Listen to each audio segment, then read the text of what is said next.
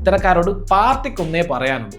വർഗവഞ്ചകി കടക്ക് പുറത്ത്. സജീവ രാഷ്ട്രീയത്തിൽ നിന്ന് മാറ്റി നിർത്തപ്പെട്ടപ്പോൾ തന്നെ ആയിഷ പോറ്റി അതൃപ്തിയിലായിരുന്നു. പിണറായി വിജയന്റെ കാർക്കശ്യത്തിനപ്പുറം പോവാത്ത CPM പോലൊരു കേഡർ പാർട്ടിയിൽ നിന്ന് പുറത്തിറങ്ങുമ്പോൾ പിണറായി സർക്കാർ 3.0 എന്ന സ്വപ്നത്തിന്റെ ആണിക്കല്ലാണോ ഇളകുന്നതെന്ന് സംശയിക്കേണ്ടിയിരിക്കുന്നു. അന്തിച്ചർച്ചകളിലെ ഇടതു സഹയാത്രികൻ റെജി ലൂക്കോസ് ഈയിടെയാണ് BJPയിലേക്ക് ചാടിയത്.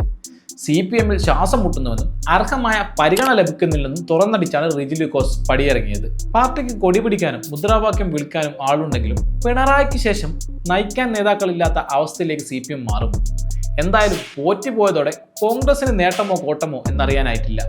പക്ഷേ CPM ഈ അവസരത്തിൽ ഒന്നുകൂടി വിയർക്കും. കുറച്ചു കാലമായി കോൺഗ്രസിൽ ചേരുമെന്ന കഥകൾ പ്രചരിക്കുന്നുണ്ടെങ്കിലും ഉമ്മൻചാണ്ടിയുടെ അനുസ്മരണ വേദിയിലെത്തിയ സമയത്ത് ഈ ചാട്ടം ഏകദേശം തീരുമാനമായതായിരുന്നു.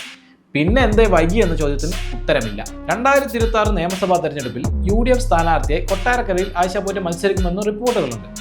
സഖാക്കളുടെ പട സൈബർ ഇടങ്ങളിൽ അവസരവാദി എന്നൊക്കെ ലേബൽ ചേർത്താൻ അഹോരാത്രം കഷ്ടപ്പെടുന്നുണ്ട്. പാർട്ടിയോട് തനിക്ക് എതിർപ്പൊന്നുമില്ലെന്നാണ് കോൺഗ്രസ് അംഗത്വം എടുത്ത് ആയിഷ പോറ്റി പ്രതികരിച്ചത്.